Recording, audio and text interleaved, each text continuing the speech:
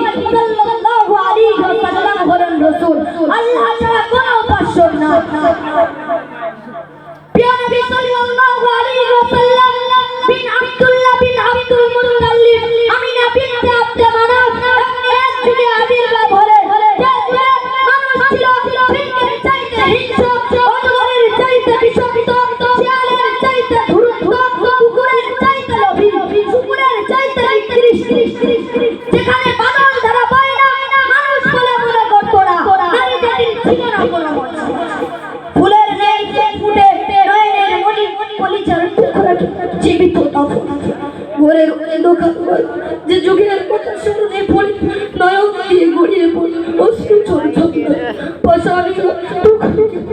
বক্ষ পিঞ্জরে হাহাকারের প্লাবন বয় সে কি মানসিক অত্যাচার কোন কথা সর্বপ্রকার পাপ কালিমার কৃষ্ণ রেখাবে আচ্ছাদিত হয়েছিল গোটা ঠিক সেই সময় অশান্তির ব্যঙ্গ দূর করতে নিপীড়িত নির্যাতিত লজ্জিত বঞ্চিত অপমানিত পদদলিত দুর্বল মানুষের অভিভাবক ও ভ্রান্ত পথের দিশারি হয়ে কুসংস্কার প্রতিনিধি করতে আবির্ভূত হন বিশ্বনবী সাল্লাল্লাহু আলাইহি ওয়াসাল্লাম।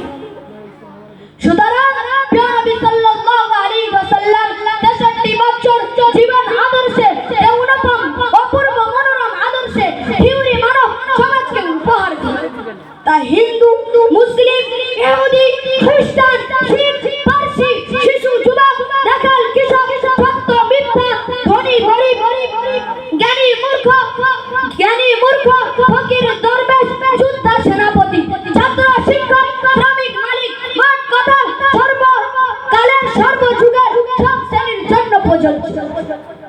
যে আদর্শের কথা পাওয়া যায়নি রাশিয়ার নিমার্সি আদর্শ থেকে লিনিনের মতাদর্শ থেকে। এভাবে পৃথিবী হতে অশান্তির বার্তা বন্ধ করে শান্তির ঝর্ণা প্রবাহিত করেছিলেন।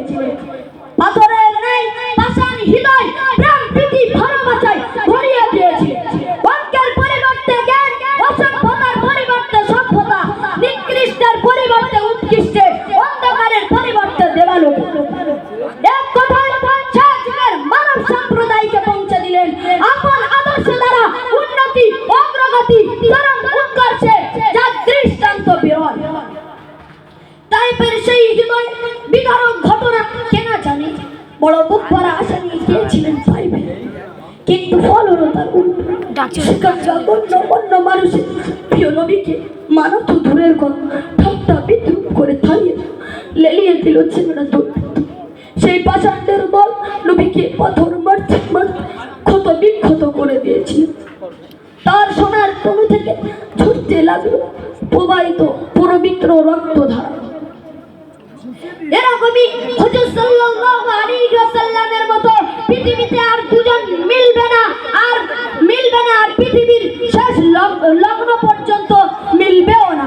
তাহলে তাই তো প্রিয় নবীর সম্পর্কে 19 শতাব্দীর প্রখ্যাত বৈজ্ঞানিক জন ভান নাথ বলেন, I have always held the religion of Muhammad sallallahu alaihi wasallam in high estimation because of its wonderful vitality.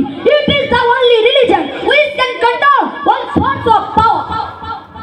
তাহলে কেন তার শিক্ষা প্রতিষ্ঠিত হবে না, তার দীক্ষায় দীক্ষিত হবে না, তার আদর্শ অনুসরণী হবে না, কেন তার পথ উন্নতি উচ্চ শিখরে পৌঁছাবে না, কেন তার জীবন অনুকরণী হবে না, কেন তার মতো আদর্শিক হবে না, কেন তার সুন্দর দৃষ্টান্ত হবে না?